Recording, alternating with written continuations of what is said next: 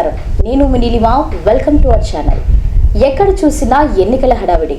ఒకవైపు వైసీపీ వారు సిద్ధం అంటున్నారు, మరోవైపు టీడీపీ జనసేన వాళ్ళు సంసిద్ధం అంటున్నారు. సింతకి రాబోయే ఎలక్షన్స్ లో వైసీపీ అధికారంలోకి రావడానికి నిరంతరం కృషి చేస్తున్న వైఎస్ఆర్సీపీ సీనియర్ నాయకులు షౌకత్ అలీ గారు మనతో పాటు ఉన్నారు. మరి ఈయన అడిగి మరికొన్ని విషయాలు అయితే ఇప్పుడు తెలుసుకుందాం. నమస్తే అలీ గారు, ఎలా ఉన్నారు? సార్, ఎక్కడ చూసినా ఎన్నికల హడావిడి కనిపిస్తున్నది. సింతకి ఎన్నికల్లో మీ హడావిడి ఎలా ఉన్నది? వాస్తవంగా చెప్పాలంటే ఎన్నికల హడావిడి ఇప్పుడు కాదండి, జగన్మోహన్ రెడ్డి గారు సీఎం అయినప్పటి నుంచి ఎన్నికల హడావిడి నడుస్తుంది. ఎందుకంటే జగన్మోహన్ రెడ్డి గారు ఏదైతే పథకాలు ప్రవేశపెట్టారో ఆ పథకాలు ఈరోజు కూడా ప్రజలు ఆస్వాదిస్తున్నమాట. అంటే నిజంగా ఇలాంటి పథకాలు పెట్టడం వలన హ్యాపీగా ఉన్నారు జనాలు. కాబట్టి ఈరోజు ఆ రోజు ఎప్పుడు ఎన్నికలు వచ్చినా జగన్మోహన్ రెడ్డికే ఓటు వేయాలని ఆలోచించే ప్రజలైతే ఉన్నారు. ఓకే, సో మరి సార్ అలీ గారు, ఎందుకు మీరు ఎందుకు వైఎస్ఆర్సీపీకి సపోర్ట్ చేద్దాం అనుకుంటున్నారు? అసలు ఎందుకు వైఎస్ఆర్సీపీలో మీ యొక్క ప్రయాణం అనేది ఎప్పటి నుండి స్టార్ట్ అయింది? వాస్తవంగా చెప్పాలంటే అధికారం రాకముందు ఓదార్పు యాత్ర జగన్మోహన్ రెడ్డి గారు చేసిన ముందు నుంచే వైఎస్ రాజశేఖర రెడ్డి గారి అభిమానిగా, ఆ రోజు నుంచి రాజశేఖర రెడ్డి గారు చనిపోయిన తర్వాత జగన్ గారికి అనేక ఇబ్బందులు పెట్టడం జరిగింది. అప్పటి నుంచి ఓదార్పు యాత్ర ఎప్పుడైతే స్టార్ట్ చేశారో ఆ రోజు నుంచి కూడా మేము వైఎస్ఆర్ కాంగ్రెస్ పార్టీ పెట్టక ముందు నుంచి జగన్మోహన్ రెడ్డి అభిమానిగా ముందు మొదలయ్యాం. ఏదైతే ఓదార్పు యాత్రకి మన జగన్మోహన్ రెడ్డి గారు వచ్చారో ఎయిర్పోర్ట్కి వచ్చినప్పుడు పెద్ద కటౌట్లు ఆ టైంలో మా తరపు నుంచి స్వయంగా పెట్టి జగన్మోహన్ రెడ్డికి ఆహ్వానించామన్నారు. సార్, మీరు ఎందుకు జగన్మోహన్ రెడ్డి గారికి మీరు అంతా అటాచ్ అవ్వడానికి కారణం ఏమంటారు? అంటే వాస్తవంగా ఇప్పుడు అధికారం వచ్చిన తర్వాత ప్రతి ఒక్కరు కూడా నేనని వస్తారు. మేమేంటంటే ఏ రోజు కూడా మేము ఏమీ ఆశించకుండా జగన్మోహన్ రెడ్డి గారికి మేము అండగా ఉండాలనే ఒక ఆలోచన వచ్చిన తర్వాత ఎప్పుడు వచ్చినా జగన్ గారు అధికారం లేని టైంలో ప్రజలతో ఆ టైంలో ఎప్పుడు కూడా మైనార్టీ గాజువాక నుంచి అంటే షౌకత్ అలీ అనే పేరు వచ్చేది. ఎందుకంటే ఆ రోజు నుంచి కూడా ఎప్పుడు వచ్చినా ఆయన కలయిక, ఆయనతో పాటు ఒక టోపీ పెట్టడం, నేను ముస్లిం పరంగా ఇవన్నీ చూసిన తర్వాత ఐడెంటిఫికేషన్ అన్నమాట. అంటే ఈ కార్యకర్త ఎవరు అనేది ఒక ఐడెంటిఫికేషన్ చేసి ఎప్పుడు చూసినా ఎక్కడ చూసినా షౌకత్ అలీ అనే పేరు పిలుస్తారు అన్నమాట డైరెక్ట్గా. సార్, చాలా వరకు మీ పేరు అయితే అందరికీ తెలుసు. సో ఎందుకు మీరు అసలు ఎన్నిసార్లు జగన్మోహన్ రెడ్డి గారితో మీరు కలవడం జరిగింది? సుమారు నాకు తెలిసి సీఎం అవ్వకముందు అయితే 10 సార్లు కలిసి ఉంటానండి. ఓకే. సీఎం అయిన తర్వాత అయితే విజయవాడలో ఇఫ్తార్ విందులో 2 సార్లు కలిసాను నేను. తర్వాత గాజువాకలో ఒకసారి కలిసాను. వాసుపల్లి గణేష్ కుమార్ గారి ఇంటికి వచ్చినప్పుడు ఒకసారి కలిసాను. అంటే సీఎం అయిన తర్వాత ఒక 3 టైమ్స్ కలిసాను. ఓకే. సో మరి సార్ మీరైతే వ్యక్తిగతంగా మరి ఏం చెప్పాలి అనుకుంటున్నారు వైఎస్ఆర్సీపీ జగన్మోహన్ రెడ్డి గారి కోసం? నేనైతే జగన్మోహన్ రెడ్డి గారు సీఎం అయితేనే ప్రజలకు మంచి జరుగుతుందనేది ఈరోజు కూడా ఎప్పుడు కూడా చెప్తాను. ఎందుకంటే వాటిలో నేను 14 సంవత్సరాలుగా కష్టపడ్డాను. కష్టపడిన తర్వాత ఈరోజు ఏదైతే కష్టపడ్డామో వాటిలో ఈరోజు కూడా ఆ గుర్తింపు ప్రజలు ఇస్తున్నారు నాకు. ఎందుకు ఇస్తున్నారు అంటే జగన్మోహన్ రెడ్డి గారు చేసిన పథకాలు అవ్వచ్చు, జగన్మోహన్ రెడ్డి గారు చేసే సంక్షేమ పథకాలు అవ్వచ్చు, ఇవన్నీ కూడా మేము ప్రజల్లోకి తీసుకెళ్ళాం. అందుబాటులో ఉంటూ ప్రజల యొక్క సమస్యలు ఏమున్నా అవన్నీ కూడా సమస్యలో మేము పోరాడి, ఇప్పుడు ఎగ్జాంపుల్ కాంగ్రెస్ టైంలో మనం అనేక పోరాటాలు చేసాం. ఎందుకంటే చేసాం, మన ఆంధ్ర విడిపోయిన తర్వాత ప్రత్యేక హోదా లేదు, ఇది లేదని ఆ టైంలో కూడా జగన్మోహన్ రెడ్డి గారికి అండగానే నిలబడి చేసాం మేము. కాబట్టి ఈరోజు ప్రజలందరూ కూడా ఆలోచించేది ఏంటంటే ఎవరైనా ఏ వ్యక్తి అయినా సరే రాజకీయ నాయకుడు అన్న వ్యక్తి ప్రజల్లో ఉంటూ ప్రజల యొక్క సమస్యలు తీసుకునే నాయకుడు. ఓకే. సో మరి సరిగా కొంతమంది అయితే వైఎస్ఆర్సీపీ ఇప్పుడు కొన్ని పథకాలు అయితే ఇస్తున్నారు. సో పథకాలు అయితే ఉన్నాయి కానీ అభివృద్ధి లేదని కొంతమంది అంటున్నారు. అభివృద్ధి కోసం మీరు ఏం మాట్లాడాలి అనుకుంటున్నారు? ఇప్పటి వరకు ఎంత అభివృద్ధి చెందింది? వాస్తవంగా మీరు అన్నట్టు సంక్షేమ కార్యక్రమాలు ఏవైతే ఉన్నాయో అవి అవుతూనే ఉన్నాయి. ఇప్పుడు ఏదైతే ఒకప్పుడు ప్రతి ఒక్కరు అనేవారు ఏంటంటే రోడ్లు బాగాలేవు, డ్రైనేజీ బాగాలేవని. అదే మనిషి ఇప్పుడు ఏంటంటారంటే మెరుస్తున్నారని చెప్తున్నారు. అంటే పథకాలతో పాటు ఈ అభివృద్ధి కార్యక్రమాలు చేస్తున్నారు. కాకపోతే కొంచెం లోపం అయింది, కాదంటలేదు, అది వాస్తవం. కాకపోతే ఈ మధ్య కాలంలో చాలా వరకు అన్నీ కూడా రోడ్లు కానివ్వండి, డ్రైనేజీ కానివ్వండి అన్నీ కూడా మెరుగుపడ్డాయి. ఇంకా రాబోయే రోజులు ఇంకా మెరుగుపడతాయి. కాకపోతే మీరు అన్నట్టుగా అన్నీ ఒకసారి చేయలేరు. కాకపోతే దఫాలుగా చేయడం జరిగింది. ఈ యొక్క సచివాలయాలు ఏర్పాటు చేసిన తర్వాత సచివాలయంలో ఏదైతే సమస్యలు తెలుపు చేశారో దాని ద్వారా కూడా ఇప్పుడు అన్ని సమస్యలు కూడా పరిష్కరించారు. ఓకే. సో మరి సరిగా ఈ గాజువాకలో ఎంతవరకు అభివృద్ధి చెందిందంటారు? ఇంకా అభివృద్ధి చెందాల్సింది ఏమైనా ఉన్నది అంటారా? అంటే వాస్తవంగా ఎంత అభివృద్ధి చేసినా ఇంకా తక్కువేనండి. ఎందుకంటే మనిషికి ఏంటంటే ఒక కోరిక ఉంటుంది, నాకు ఇది వస్తే చాలని. అది వచ్చిన తర్వాత ఏంటంటే అది కాదు ఇంకోటి వస్తే బాగుంటుంది. అలాగా ఎంత చేసినప్పుడు కూడా ఇంకా కావాలంటారు జనాలు.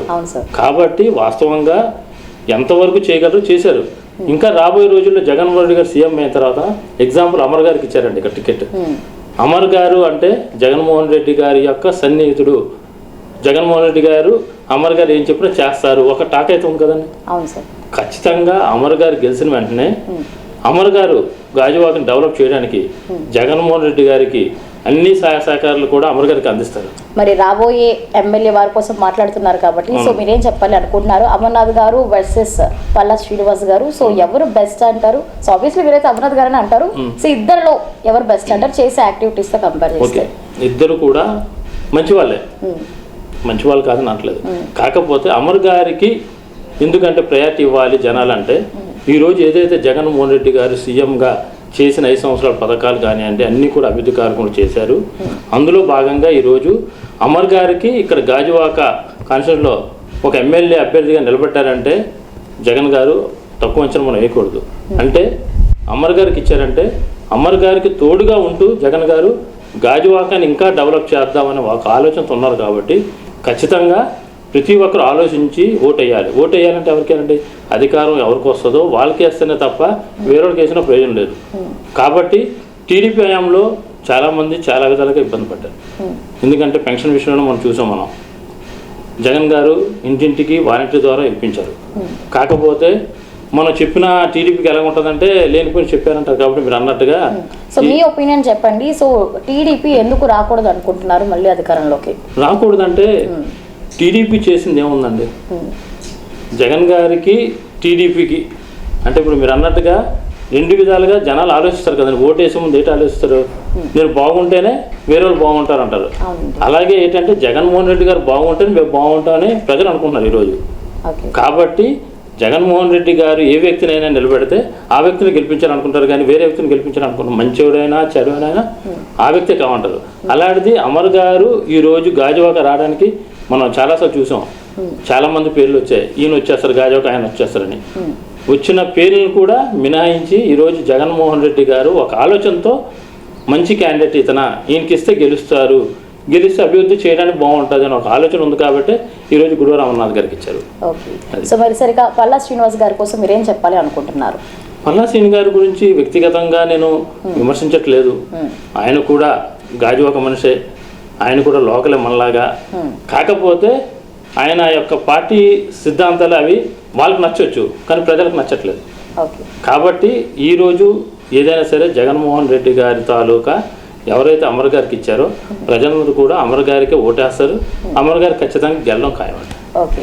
సో మరి సార్ ఇతర ఏరియాస్లో కూడా మరి చాలా వరకు ఎమ్మెల్యే అభ్యర్థిగా చాలా మంది పోటీ చేస్తున్నారు. వైసీపీలో అంటే కేకే రాజు గారు అవ్వచ్చు, ఆడరి ఆనంద్ గారు అవ్వచ్చు, సవంతి శ్రీనివాస్ గారు అవ్వచ్చు. సో వీళ్ళ కోసం మీరు ఏం చెప్పాలి అనుకుంటున్నారు ఏంటి? అంటే మేము గాజువాకే కాదండి, నేను ప్రతి ఏరియాలో తిరుగుతుంటాం. కాబట్టి మైనార్టీ పరంగా కావచ్చు, లేదంటే పార్టీ పరంగా కావచ్చు, తిరిగినప్పుడు ఎక్కడ చూసినా ఒకటి మనం ఆలోచించే ఒకటేనండి, అక్కడ కేకే రాజు గారా ఇంకో అతను చూడరు ప్రజలు. ఈరోజు చూసేది జగన్మోహన్ రెడ్డి గారు. జగన్ గారికి ఓటేయాలి అంటే అక్కడ ఎవరికి ఇచ్చినా సప్పుడు కూడా అంతే కదండి. ఇప్పుడు జగన్ గారు ఉంటేనే ఎమ్మెల్యే ఉన్నారు, ఎమ్మెల్యే ఉంటేనే జగన్ గారు ఉన్నారు. అంటే వీళ్ళిద్దరు ఒకటే కదా మనకి. కాకపోతే ప్రజలు అసలు అభ్యర్థిని చూసి ఓటేయమంటున్నారా లేకపోతే పార్టీని చూసి ఓటేయమంటున్నారా? అంటే వాస్తవంగా జగన్ గారు ఆలోచన ఏంటంటే ఎవరైతే మంచి వ్యక్తి వానికి వేస్తారు కదండి. అంటే జగన్ గారు ఒక వ్యక్తిని ఎమ్మెల్యే అభ్యర్థిగా ఇచ్చారంటే వాస్తవంగా ఆయన మంచి వ్యక్తే. కాబట్టి ఇంకా వ్యక్తుల గురించి మనం మాట్లాడుకోదలుచుకోలేదు, జగన్ గారికి మాట్లాడదాం అంటున్నాను నేను. అది అంతే తప్ప. ఇంతకీ జగన్ గారి కోసం సో మీరు ఎలాంటి సపోర్ట్ ఇస్తున్నారు ఏంటి? సెలక్షన్స్ అయితే నాకు తెలిసి ఇంకా 1 month కూడా లేదు, సో దగ్గరికి వచ్చేస్తున్నది. సో ఏం చెప్పాలి అనుకుంటున్నారు ఏంటి? ఇప్పటి వరకు ఏం చేశారు? వాస్తవంగా మేము అందరిలాగా హంగామాలు చేయట్లేదు. ఎందుకంటే ప్రజలకి మేము చెప్పేది 2 విషయాలు చెప్తున్నాం. ఇంటికి వెళ్ళి అమ్మ వాస్తవంగా టీడీపీ హయాంలో చూడండి మీరు, జగన్ గారు వచ్చిన తర్వాత డోర్ టు డోర్ వెళ్తున్నారా సార్? ప్రతి ఇంటికి వెళ్తున్నాం. సో మీరు ఇంటికి వెళ్తున్నప్పుడు వాళ్ళ రిసీవింగ్ ఎలా ఉన్నది సార్? అదే చెప్తున్నాను కదా. ఎందుకంటే వార్డు నాది 66 వార్డు అండి. 14 సంవత్సరాలు నేను ఇక్కడ కష్టపడ్డానండి. ప్రతి ఒక్కరు పేరుతో పిలవగలను. వాళ్ళు కూడా షౌకత్ అనగానే ఆదరిస్తారు. ఆదరించినప్పుడు 100కి 100% ఒకే పార్టీ ఉంటుంది కదండి. కాకపోతే మేము తిరిగిన దాంట్లో ఇంటింటి చూస్తే 75% వాస్తవంగా జగన్ గారు ఏది చెప్పారో చేశారండి, చేస్తామన్నారు. 20% ఏంటంటే వాడికి రాకపోవచ్చు. ఎందుకంటే వాడికి ఏదో సమస్య వల్ల రాదు, ఏదో పథకం రాలేదనుకోండి, ఆడే అసంతృప్తి ఉంటాడు. వాడికి ఏం చెప్తున్నాం అంటే మేము వాస్తవంగా నీది ప్రాబ్లం ఇది ఉంది కాబట్టి నీకు రాలేదు పథకం, దీన్ని రెక్టిఫై చేసుకుంటే కంపల్సరీ మీకు కూడా వస్తుంది అని చెప్పి వాళ్ళకి నచ్చ చెప్తున్నాం మేము. ఓకే, అది సో మరి సార్, సో ఎలక్షన్స్లో ఇన్ కేస్ వైసీపీ కనుక ఇన్ కేస్ వస్తే సో అప్పుడు ఇంకా ఎలాంటి యాక్టివిటీస్ మేము చూడొచ్చు రాబోయే కాలంలో? వాస్తవంగా మీరు అన్నారు కదండి, వాలంటీర్ వ్యవస్థ చూశారు, సచివాలయ వ్యవస్థ చూశారు. ప్రతి ఒక్కరు ఏ సమస్య ఉన్నా ఒకప్పుడు ఏంటంటే నాయకుడు ఇంటి దగ్గర కూర్చున్నాం మనం వెళ్ళి ఈ సమస్య, ఆయన రావడం చేయడం అంతవరకు ఆయన చెప్పుకునేవాడు. ఇప్పుడు ఆ పరిస్థితి లేదు. సచివాలయంకి వెళ్ళి నా సమస్య ఇది ఉందంటే వాళ్ళే వెంటనే పరిష్కరిస్తున్నారు. కాబట్టి ఇప్పుడు ఉన్న పరిస్థితుల్లో అయితే మనం ఏది కూడా ఆలోచించిన అవసరం లేదు. ఖచ్చితంగా జగన్మోహన్ రెడ్డి గారికి అయితే ఓటేస్తారని ఖచ్చితంగా చెప్తున్నాం. ఓకే, సో మరి సార్, ఇప్పటి వరకు మనం టీడీపీ వైసీపీ కోసం మాట్లాడుకున్నాం. సో కూటమి అటు బీజేపీ జనసేన మరి వీరి కోసం మీరేం చెప్పాలనుకుంటున్నారు? మేమైతే బీజేపీ లెక్కలో తీసుకోలేదండి. ఎందుకంటారు? ఎందుకంటే బీజేపీ వల్ల ప్రజల్లో ఎక్కడ కూడా లాభం పొందామన్న ఇదైతే లేదు, ఎక్కడా లేదు. ఎక్కడికి వెళ్ళా మేము బీజేపీ గురించి ఎవరు మాట్లాడలేదు మాతో డిస్కషన్. ఎవరో వాళ్ళకి సంబంధించిన మార్వాడీస్ అవ్వచ్చు అలాంటి వాళ్ళు ఎవరైనా మాట్లాడుతున్నారు తప్ప వేరే వ్యక్తులు ఎవరు కూడా బీజేపీ గురించి ఎక్కడ కూడా ప్రశ్న తేవట్లేదు మాకు. జనసేన కోసం జనసేన అంటున్నారు. జనసేన కూడా ఒకప్పుడు కుర్రవాళ్ళు ఉండేవారు, ఓట్లు లేనివారు అనే ఒక మాట అయితే వాయిస్ వచ్చేది. వాళ్ళు కూడా ఏంటంటే 3 పార్టీలు కలయిక వలన వాళ్ళు కూడా అసంతృప్తి వస్తుంది. ఇప్పుడు జనసేన కూడా అసంతృప్తిలో ఉన్నారు జనాలు. ఎందుకు అసంతృప్తిగా ఉన్నారనిపిస్తున్నది మీకు? అంటే వాస్తవంగా ఇప్పుడు వీళ్ళు పేరు నుంచి ఎవరికి పవన్ కళ్యాణ్, కానీ ఇక్కడ నిలబడిన క్యాండిడేట్ ఎవరండి? TDP candidate. కాబట్టి వీళ్ళకి వాళ్ళకి పొత్తు లేదు. చెప్పుకున్నంత వరకు మాత్రం పొత్తు పెట్టుకోవడం మంచిదేందంటారా లేకపోతే లేదు అంటారా? పొత్తు పెట్టుకోవడం మంచిదేనంట నేనైతే. ఎందుకంటే పొత్తు పెట్టుకోవడం వల్ల అసంతృప్తి పెరిగిపోయింది ఇంకా వాళ్ళకి. అది ఇన్ కేస్ పొత్తు పెట్టుకోకపోతే జనసేనకి ఇంకా ఆదరణ ఉన్నది అనుకుంటున్నారా? ఉండొచ్చు. ఆదరణ కాదు అంటే పవన్ కళ్యాణ్ క్యాండిడేట్లు పవన్ కళ్యాణ్ ఉండిపోతారు. ఓట్లు అనేది ఎన్ని వస్తాయో తెలియదు, 5% వస్తుందా 2% తెలియదు. కాకపోతే ఆ ఓట్లు ఆయనకు వద్దును. కాకపోతే ఇప్పుడు పొత్తు పెట్టుకోవడం వల్ల ఆ ఓట్లు అనేవి రావు, అవి కూడా ఆ పరిస్థితి ఉంది ఇప్పుడు. అది సార్, ఇక మీ రిలీజియన్ మీ ముస్లిం తరఫు నుండి సో ఇది ఎవరికి ఎక్కువ సపోర్ట్ ఉన్నది? మీరైతే చాలా వరకు జనాల దగ్గరికి వెళ్తున్నారు చూస్తున్నారు. సో మీ సైడ్ నుండి ఎక్కువగా ఎవరికి సపోర్ట్ ఉన్నది? ముస్లిమ్స్ అనేది ఒకటేనండి, బీజేపీ వ్యతిరేకం. ఇప్పుడు మీరే అన్నారు, ఏంటన్నారు? 3 పార్టీలు కలిసారన్నారు. ఇంకా అక్కడే మనకు క్లారిటీ ఏమొచ్చింది అంటే బీజేపీతో ఉన్న ఏదైతే పార్టీ ఉందో దాన్ని ముస్లిమ్స్ ఎవరు ఆదరించరు. కాబట్టి ఖచ్చితంగా ముస్లిమ్స్ అందరూ కూడా బీజేపీ ఉన్న పార్టీని టీడీపీని నమ్మరు. అది ఓకే, సో మరి సార్ ఇంతకీ ముగ్గురు కలవడం వల్ల వీళ్ళకి ప్లస్ పాయింట్ అంటారు అంటే స్ట్రాంగ్ అని చెప్పి కొంతమంది అంటున్నారు. సో కూటమి అని చెప్పి సో మీరేం చెప్పాలనుకుంటున్నారు? అంటే బీజేపీ టీడీపీ జనసేన ముగ్గురు వీక్ అంటారా ప్రస్తుతానికి? మీరు నిన్నే అన్నారు కదా, మీటింగ్ అయింది, పల్లా శ్రీని గారు ఏదైతే సీఎం మాజీ సీఎం గారు చంద్రబాబు గారు వచ్చారు. అక్కడే క్లారిటీ వచ్చింది ఏంటంటే వాళ్ళు పొత్తు లేకుండా బీజేపీలు కానీ క్యాండిడేట్స్ కానీ జనసేనలు కానీ ఎక్కడ కనబడలేదు అంటున్నారు. వాళ్ళే ఎవరి పేపర్ చూస్తే అదే రాశారు. వాళ్ళు ఎవరు రాలేదంటే అసంతృప్తిలో ఉన్నట్టు కదండి. అంటే వీళ్ళకి అసంతృప్తి ఉంది, అదైతే వాస్తవం. అది దానివల్ల మైనస్, ప్లస్ అయితే కాదు. ఓకే, సో మరి సార్ రీసెంట్గా మనం అబ్జర్వ్ చేసినట్లయితే సో ఈవెన్ జగన్ గారు కూడా డైరెక్ట్గా వెళ్తున్నప్పుడు సో కొన్ని దాడులు కూడా జరుగుతున్నాయి. ఈ మధ్య కాలంలో విజయవాడలో జరిగింది. సో దానికోసం మీరు ఏం చెప్పాలనుకుంటున్నారు? అంటే ఒక మాట అండి, మనం ఒకరిని దాడి చేయడం వల్ల మనకు వచ్చేది ఏమి ఉండదు. అది ముందు జనాలు ఆలోచించేది ఏంటంటే అంటే అంత సెక్యూరిటీ అంత జనాల్లో ఉండి కూడా సో ఒక సీఎంకి అలా జరిగింది అంటే సో దానికోసం మీరు ఏం చెప్పాలనుకుంటున్నారు? వాస్తవంగా ఇది నిజంగా అది ఆ సంఘటన తెలుసుకుంటే చాలా బాధ అనిపిస్తుంది. ఎందుకంటే నాకు ఏదైనా ఇబ్బంది ఉంటే నేను రేరుగా చెప్పాలా, లేదంటే వాళ్ళ తాలూకా మనుషులు ఉంటే వాళ్ళు చెప్పాలి తప్ప ఏదో మనం దాడి చేస్తే ఆయనకి ఏదో అయిపోతే మనం లబ్ధి పొందాం అనేది తప్పండి. అది చాలా అన్యాయం. ఏదైనా ప్రాబ్లం ఉంటే చెప్పొచ్చు ఎవరైనా. ప్రజాస్వామ్యం అనేది ఉంది కాబట్టి ప్రతి ఒక్కరు కూడా పోరాడచ్చు, జైలు చేయొచ్చు. కాకపోతే వాస్తవంగా ఇది ఎందుకు జరిగింది, ఏంటి జరిగింది అనేది ఎంక్వైరీ అవుతుంది కాబట్టి వాస్తవాలు బయటకు వస్తాయి త్వరలో. అది నిజంగా టీడీపీ చేసిందా, చేసిందా, ఎవరు చేసిందా అనేది త్వరలో వస్తుంది. అది మనం మాట్లాడే స్థితి కాదు మనకి, కాబట్టి దాని గురించి అయితే నేను మాట్లాడలేను. అది సో మరి సార్ ఇక మీ తరపు నుండి సో ప్రజలకు మీరు ఏం చెప్పాలి అనుకుంటున్నారు? నేనైతే ప్రజలకు ఒకటే చెప్తున్నానండి, జగన్మోహన్ రెడ్డి గారు మళ్ళా సీఎం అవ్వాలి మనకి. ఖచ్చితంగా సీఎం అయితే మాత్రం ప్రతి ఒక్కరు కూడా ఏదైతే పథకాలు ఉన్నాయో ఆ పథకాలు యాస్టీస్ జరుగుతూ ఇంకా అభివృద్ధి కార్యక్రమాలు చేయడానికి జగన్ గారు అయితే చేయగలరు. టీడీపీ అవ్వచ్చు, ఇంకో పార్టీ అవ్వచ్చు, వీళ్ళు ఎవరు కూడా చేయలేరు. కనుక జగన్మోహన్ రెడ్డి గారు ప్రతి ఒక్కరు ఓటు వేయండి, గెలిపించండి. గెలిచిన తర్వాత ఎవరైతే లోకల్గా అభ్యర్థులు ఉన్నారో వాళ్ళు ఖచ్చితంగా మీకు మంచి చేస్తారు తప్ప చెడు చేయరు. కనుక మీరు అందరూ కూడా ఫ్యాన్పై గుర్తుపై ఓటు వేసి అత్యధిక మెజార్టీ గెలిపించమని నేనైతే కోరుతాను ప్రజలందరికీ. ఓకే. సో మరి సార్ మీ వరకు ఏంటంటే చాలా వరకు మీకు సపోర్ట్ ఉన్నది అన్నారు, బ్యాక్గ్రౌండ్ ఉన్నది అంటున్నారు, చాలా మంది తెలుసు అంటున్నారు. మీరు ఎందుకు ఒక ఎమ్మెల్యే అభ్యర్థికి ఎందుకు పోటీ చేయలేదు? వాస్తవంగా ఒక మాట అండి, మీరు అన్నారు కదా పిండి కొద్ది రొట్టె అంటారు, అంతే కదా. అలాగేంటంటే మన స్థాయి వరకే మనం చూసుకోవాలి. పోయినసారి ఎన్నికల్లో కార్పొరేట్ సీట్ ఇవ్వలేదు, మనం కార్పొరేట్ స్థాయి కాబట్టి మంచి చెడు ఇండిపెండెంట్గా నిలబడగలిగాం ఆ రోజు. దాని తర్వాత చాలామంది మీరు అన్నట్టు కొంచెం మంది అన్నారు ఎమ్మెల్యే నిలబడొచ్చు కదా, వేరే పార్టీస్ వెళ్ళడం కూడా జరిగింది. నిర్మోహటంగా ఏంటంటే నా స్థాయి కాదు అది, నాకు వద్దు అని చెప్పి క్లియర్గా చెప్పాను. ఎందుకు మీ స్థాయి ఏంటో మేము తెలుసుకోవచ్చా? నా స్థాయి వరకు అయితే ఒక కార్పొరేట్ వరకే నాది, దానికన్నా ఎక్కువ స్థాయి నేను ఇప్పుడు ఆలోచించలేదు. ఆ కార్పొరేట్ ఉన్నా లేకపోయినా ఒక కార్యకర్తగా పనిచేద్దాం అనుకుంటున్నాను నేను. అది కూడా జగన్మోహన్ రెడ్డి గారి పార్టీలో ఉండాలని ఒక అభిప్రాయంతో. సార్ అంటే ఇతర పార్టీలు మిమ్మల్ని పిలుస్తున్నా సరే ఎందుకు ఇతర పార్టీల మీద మీరు అంత ఇష్టం ఎందుకు చూపించలేకపోతున్నారు? అంటే వైసీపీని వదిలి వెళ్ళాలనిపించట్లేదా మీకు? వాస్తవంగా నేను ఏ రోజైతే నాకు టికెట్ ఇవ్వలేదో 14 సంవత్సరాలు కష్టపడిన తర్వాత ఆ రోజు పార్టీ మారాలనుకుంటే చాలా ఆఫర్స్ వచ్చాయి నాకు. కాకపోతే నేను ఆఫర్స్ గురించి చూడలేదు, వేరే పార్టీ మీద నేను పెట్టలేదు. ఆ రోజు కూడా నాకు సీట్ ఇవ్వకపోతే విజయసాయి రెడ్డి గారికి ఒకటే మాట చెప్పొచ్చాను, నేను వేరే పార్టీ దగ్గరికి వెళ్ళలేదు, ఇండిపెండెంట్గా వేస్తాను, గెలిచినా మళ్ళీ ఈ పార్టీలోకి వస్తాను, లేదంటే అలా ఉండిపోతాను, అంతేగాని నేను పార్టీలు అయితే మారనని చెప్పేసి వచ్చాను. అదేవిధంగా ఆ రోజు నేను ఓటమి చెందినప్పుడు కూడా నాకు సుమారు 1400 ఓట్లు వచ్చాయి. రూపాయలు నేను పంచలేదు ఎవరికి, ప్రజలు అభిమానంగా వేశారు. తర్వాత 6 నెలల వరకు నేను ఇంట్లోనే కూర్చున్నాను, పార్టీలు ఏ పార్టీ వెనకాల లేదు, ఏమీ చేయలేదు. తర్వాత నాకు మళ్ళీ పిలిచారు, ఏదో అయిపోయింది తప్పు ఒప్పు, మళ్ళీ మాది బాధ్యత, నువ్వు రమ్మంటే నేను వెళ్ళాను. వెళ్ళిన తర్వాత విజయసాయి రెడ్డి గారు మాట ఇచ్చారు నాకు. ఆ మాట ప్రకారం ఆ రోజు నుంచి ఈ రోజు వరకు అదే పార్టీని నమ్ముకున్నాను, ఈ పార్టీలో ఉంటాను నేను. ఓకే. సో మరి సార్ మాకైతే ఒక క్లారిటీ ఇచ్చారు, మీరైతే ఎప్పటికీ మారనని చెప్పి.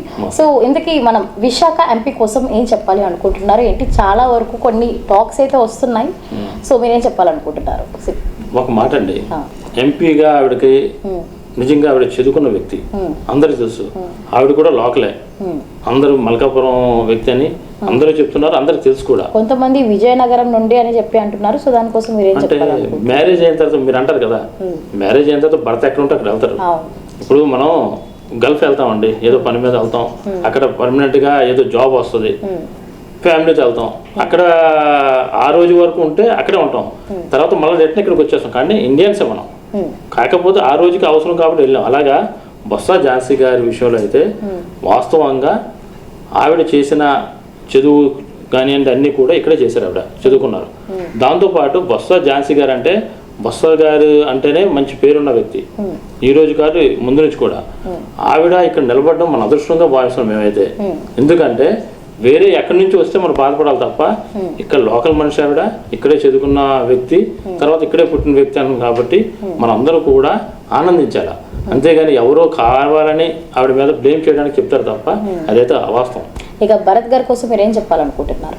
భరత్ గారు అంటే ఇప్పుడు ఒక మాట అండి, మనం చెప్పాలంటే ఈ రోజు భరత్ గారు ఏ రోజైనా ఎలక్షన్ అయిన తర్వాత ఓడిపోయారు, ఆయన ఎంపీగా నిలబడి తర్వాత ఎప్పుడైనా ఎక్కడైనా కనబడడం చూసారా మీరు?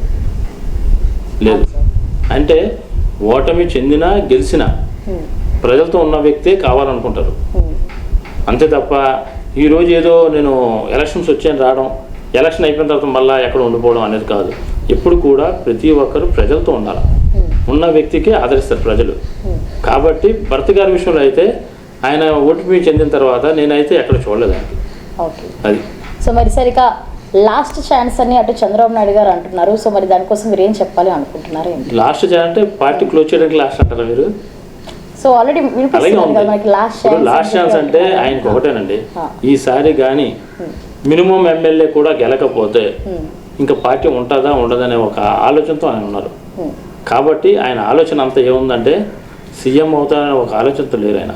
కాకపోతే పార్టీని నిలబెట్టాలంటే కొన్నైనా ఎమ్మెల్యేలు గెలాలి, ఆ విధంగానే ముగ్గురు కలిశారు, అంతే తప్ప వేరే విధం కాదు. ఆయన సీఎం అవుతారనో లేదంటే అధికారం వస్తుందని కాదు. కాకపోతే పోయినసారి 23 ఎమ్మెల్యేలు వచ్చాయి. వాళ్ళు కూడా కొంచెం మంది ఉన్నారు, కొంచెం మంది వెళ్ళిపోయారు. రాబోయే రోజుల్లో ఇవి కూడా రాకపోతే పార్టీ అనేది నిలబడదు, ఉండదు అనే భయంతో వాళ్ళు ఆ మాట అంటున్నారు తప్ప వేరే విధంగా కాదు. ఓకే. సో మరి సరిగా నారా లోకేష్ గారి కోసం ఏం చెప్పాలనుకుంటున్నారు?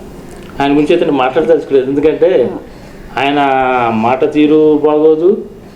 ఆయన ఏ రోజు కూడా అంటే నాకు తెలిసిన వరకు అయితే ఆయనలో ఒక ఇది లేదు, ఒక స్టాండర్డ్ లేదు.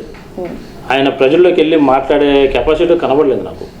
ఇప్పుడు చంద్రబాబు అంటే కాస్త కూస్తో సీఎంగా చేశారు కాబట్టి ఒక నాలెడ్జ్ ఉంది కాబట్టి ఆయన అదైనా మాట్లాడగలుగుతున్నారు తప్ప ఈయనైతే అది కూడా మాట్లాడలేని పరిస్థితి. సార్ ఇక గాజువాక అంటేనే మైనారిటీస్కి ఒక అడ్డా. సో ఇందుకే మైనారిటీస్ కోసం మీరు ఎలాంటి డెవలప్మెంట్ యాక్టివిటీస్ చేద్దాం అనుకుంటున్నారు ఏంటి ఇన్ కేస్ వైసీపీ కనుక అధికారంలోకి వస్తే? వాస్తవంగా మైనారిటీస్ ఏదైతే ఉన్నారో వాళ్ళందరికీ కూడా మేము జగన్ గారికి ఒక ప్రతిపాదన పెట్టామండి. దుల్హన్ పథకం అనేది ఒకటి ఉంది. దాన్ని ఏంటంటే జగన్ గారు అంటే మంచి ఆలోచనతో పెట్టారు. ఏంటని 10th క్లాస్ పాస్ ఉండాలి, వాళ్ళకి మాత్రం ఇస్తామని. దానికి మేము జగన్ గారికి ఏం చెప్పామంటే ఒక లెటర్ పెట్టాము. ఏంటంటే 10th పాస్ ఉన్న వాళ్ళు చాలా తక్కువ మంది ఉన్నారు. ఫస్ట్ టైంలో ఇప్పుడు రాజశేఖర్ గారు వచ్చిన తర్వాత చదువుకున్నారు తప్ప మైనారిటీస్ దాని ముందు చదువులు పెద్ద ఉండవు. డాక్టర్లు, ఇంజనీర్లు ఇప్పుడు అవుతున్నారు. కనుక ఒక 5 సంవత్సరాలకి అంతవరకు దీన్ని మినహాయించండి, తర్వాత నుంచి దీన్ని కంటిన్యూ చేయండి, అప్పుడు ఎడ్యుకేషన్ పరంగా వాళ్ళు చదువుతారు కాబట్టి అని అన్నాం. అలాగే షాదీఖానా విషయంలో ఒకటి మేము ప్రతిపాదించామండి.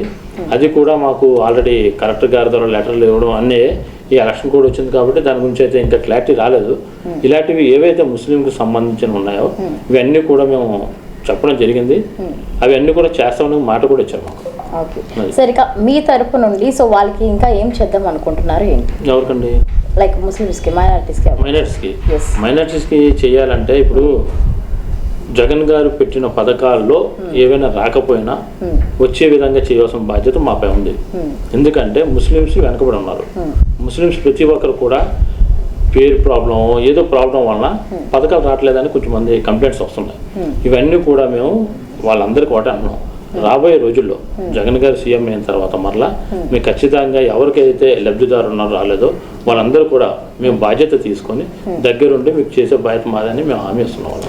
సరిగ్గా కొంతమంది నుండి మేము టాక్ చేస్తున్నప్పుడు పబ్లిక్ ఇంటరాక్ట్ అవుతున్నప్పుడు కొన్ని కంప్లైంట్స్ అయితే వస్తున్నాయి. సో రిగార్డింగ్ ఏంటంటే సో భర్త చనిపోయారు అనుకోండి, సో వాళ్ళకి కనుక సొంత ఇల్లు ఉన్నదనుకోండి వాళ్ళకి పథకాలు వర్తించట్లేదు అంట. సో ఇది ఎంతవరకు కరెక్ట్ అంటారు? అంటే సొంత ఇల్లు ఉంటే పథకాలు వర్తించమంటారా? అంటే దానికి జగన్ గారు ఒక పెట్టారు. ఏంటంటే ఇంత స్క్వేర్ యార్డ్ వరకు ఇల్లు ఉండకూడదు అంటే మినిమం వాళ్ళకి నెలకి ఒక 20,000 30,000 ఆదాయం వచ్చింది అనుకోండి, భర్త ఉన్నా లేకపోయినా ఆదాయం వస్తుంది కాబట్టి వాళ్ళకి పథకం రాదు.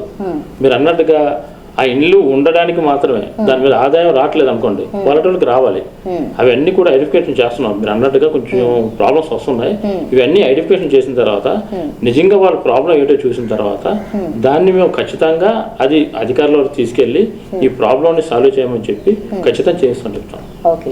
సో మరి సరే, ఇక మైనారిటీస్ నుండి ఓటింగ్ శాతం ఎంతవరకు ఉన్నదంటారు వైసీపీకి? ఇక్కడ ఆల్రెడీ 28,000 చిల్డ్రన్ ఉన్నారండి ముస్లిమ్స్ ఓట్స్ గాజువాక కాన్స్టిట్యూషన్ మొత్తంలో. సో 28,000 ఓట్స్ కూడా అన్ని వైసీపీకే వస్తాయని నమ్మకం ఉన్నదా సార్ మీకు? అంటే 28,000 వస్తాయని చెప్పలేము. కాకపోతే 28,000 మంది కూడా ఓటు వేయచ్చు, వేయకపోవచ్చు, బయట ఉండొచ్చు. ఎగ్జాంపుల్ దాంట్లో 20,000 ఫోల్ అయ్యి అనుకుందాం. ఫోల్ అయిన దాంట్లో ఖచ్చితంగా 20,000 వస్తుందని మీరు చెప్పలేము, కానీ 16,000-17,000 అయితే ఖచ్చితంగా వస్తుంది. అదైతే 100%. ఓకే. సో మరి సార్ ఇప్పటికీ వైసీపీ అధికారంలోకి ఉన్నప్పుడు సో మైనారిటీకి చాలా వరకు వాళ్ళకి సీట్స్ ఇవ్వడం, వాళ్ళని ప్రోత్సహించడం అనేది జరిగింది. సో ఇప్పుడు రాబోయే కాలంలో మేము ఎలాంటివి చూడొచ్చు అంటారు? సో మళ్ళీ అలాగే ప్రోత్సహిస్తారంటారా గవర్నమెంట్? అంటే పోయినసారి ఆల్రెడీ 5 ఎమ్మెల్యేలు ఇచ్చారు జగన్మోహన్ రెడ్డి గారు ముస్లిమ్స్కి. దాంట్లో ఒక ఓడిపోయారు, అతను 4 గెలిచారు, డిప్యూటీ సీఎం ఇచ్చారు. అదే విధంగా ఇప్పుడు ఈ ఎలక్షన్లో 7 ఇచ్చారండి. అంటే పెరిగింది, తరగలేదు. తర్వాత ఆఫీస్ ఖాన్ గారికి ఏదైతే ఉన్నారో ఎమ్మెల్యేగా ఆయన కర్నూలు అతనికి, ఆయనకేమో రాజ్యసభ ఇస్తానని మాట కూడా పబ్లిక్లో ఇచ్చారు. అంటే ముస్లిమ్స్కు ఆదరిస్తున్నారు, ఎక్కడ కూడా తగ్గించట్లేదు. అంటే ప్రయారిటీ అనేది పెరిగింది కానీ తరగలేదు. కాబట్టి ఇంకా రాబోయే రోజుల్లో జగన్మోహన్ రెడ్డి గారు ఖచ్చితంగా ఇంకా ముస్లిమ్స్కు ఇంకా ఎక్కువ చేస్తారని నమ్ముతున్నాను. ఇంతకు ముందు టీడీపీ నుండి ఇలాంటివి చూసారా సార్? ఇలాంటి ప్రోత్సాహాన్ని మీరు చూసారా? ఎక్కడ లేదు. సో టీడీపీకి వైసీపీ కంపేర్ చేస్తే అసలు ఎలా ఉన్నది ఏంటి? ఇద్దరికి కంపారిజన్ చూసుకుంటే అదే అన్నానండి. ఈ రోజు టీడీపీలో ఆల్రెడీ చాలా మంది ముస్లిమ్స్ ముందు ఉండేవారు, ఇప్పుడు లేరు. ఎందుకు లేరు అంటే ఆయన ఏంటంటే ముస్లిమ్స్కి ఎక్కడ కూడా ఆదరించలేదు. ఆయన ఆదరించినట్లయితే ఒక ఎమ్మెల్యే చూపించమనండి, ఎక్కడ లేదు. కాకపోతే జగన్మోహన్ రెడ్డి గారు వచ్చిన తర్వాత ముస్లిమ్స్లోకి ఎలా ప్రాధాన్యత ఇచ్చారనేది ముస్లిమ్స్ చూశారు ఆల్రెడీ.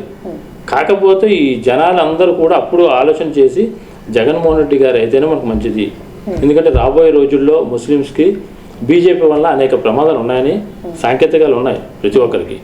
దాన్ని కాపాడగలే వ్యక్తి ఎవరైనా ఉన్నారంటే జగన్మోహన్ రెడ్డి గారు అనే ఒక ఆలోచనతో ఉన్నారు. కాబట్టి ఖచ్చితంగా ఈసారి అయితే ముస్లిమ్స్ అందరూ కూడా ఒకే తాటి మీద ఉంటారు, ఒకే ఓట్ బ్యాంక్గా వెళ్తుందని నేను నమ్ముతున్నానండి.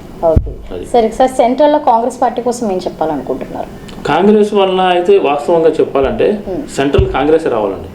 ఎందుకంటారు? ఎందుకంటే ఈ రోజు వరకు కాంగ్రెస్ వచ్చిన తర్వాత ఎవరికి ఎటువంటి ఇబ్బందులు లేవు, ఎక్కడ ఇబ్బందులు లేవు. బీజేపీ వచ్చిన తర్వాత మత కళాలు అనేది ఇవన్నీ రెచ్చగొట్టి ఏవో లేనిపోయినవి ప్రజలకి చూపించి తగులు అనేవి జరుగుతున్నాయి తప్ప దీని ముందు ఎక్కడ కూడా కాంగ్రెస్ ఉన్న టైంలో అక్కడ మసీదు కూల్చేశారనో లేదంటే ఇంకోటి అయిందనో ఎక్కడ కూడా వినేవాళ్ళం కాదు మేము. ఈ మధ్య కాలంలో బీజేపీ వచ్చిన తర్వాత ఈ 5 సంవత్సరాల్లో చాలా పరిణామాలు మారాయి. అంటే ఇప్పుడు చూస్తుంటే రాబోయే రోజుల్లో బీజేపీ వస్తే ఏటి పరిస్థితి అన్న ఆలోచనలు ఉన్నారు ముస్లిమ్స్ అందరూ కూడా. కాబట్టి ప్రతి ఒక్కరు కూడా ముస్లిమ్స్ కోరుకుంది ఒకటే, ఇక్కడ జగన్మోహన్ రెడ్డి గారు రావాలా, సెంట్రల్లో అయితే కాంగ్రెస్ రావాలా, అదే నినాదం ఎక్కడ చూసినా ఉందండి ముస్లిమ్స్లో అయితే ఖచ్చితంగా. Okay sir. సరే, ఇక త్వరలో రాబోయే ఎలక్షన్స్ కోసం ఎందుకు మీరు ఏం చెప్పాలి అనుకున్నారు? ప్రజలకు మీరంటే ఏమైనా మెసేజ్ ఇవ్వాలనుకుంటున్నారు? ఖచ్చితంగా నేనైతే మీ అందరిని కోరేది ఒకటే, జగన్మోహన్ రెడ్డి గారిని మనం అందరం కలిసి సీఎం చేసినట్లయితే ఖచ్చితంగా మనం ముస్లిమ్స్ అవ్వచ్చు, ఎస్టీ, ఎస్సీ, బీసీ, మైనార్టీస్ ఎంతమంది ఉన్నారో వారందరూ కూడా స్వేచ్ఛగా ఇక్కడ ఆంధ్రాలో జీవించవచ్చు. లేని పక్షంలో రాబోయే రోజుల్లో మాత్రం టీడీపీ వచ్చినా, టీడీపీతో కలిసిన బీజేపీ వచ్చినా, జనసేన వచ్చినా రాబోయే రోజుల్లో మాత్రం అనేక పరిణామాలు చూడాల్సి వస్తుంది. ఇవన్నీ మీ అందరూ తెలుసు. కాకపోతే నా బాధ్యతగా నేనైతే ప్రతి ఒక్కరు కోరేది ఒకటే, రాబోయే రోజుల్లో మనం అందరూ జగన్మోహన్ రెడ్డి గారు ఫ్యాన్ గుర్తుపై ఓటు వేసి గెలిపిస్తే ఖచ్చితంగా మనం ఆంధ్రాలో హ్యాపీగా బ్రతకొచ్చు అని తెలియజేస్తున్నాం. Thank you so much Shaukat Ali garu, మీ యొక్క వాల్యుబుల్ టైంని స్పేర్ చేసినందుకు. సో ఓకే అండి, మరి చూసారు కదా సౌకత్ అలీ గారి తరపున మరి ఎన్నో విషయాలు మనం తెలుసుకుందాం. సో కలిగి రాబోయే ఎలక్షన్స్లో వైసీపీ వస్తుందని చెప్పేసి చాలా గట్టిగా నమ్ముతున్నారు సౌకత్ అలీ గారు అయితే. సో మరి చూసారు కదా, ఇది మన స్పెషల్ టాక్. మళ్ళీ మరో టాక్తో మేము ఉందంటే నీలిమా. అంతవరకు stay tune and subscribe our channel. నమస్కారం.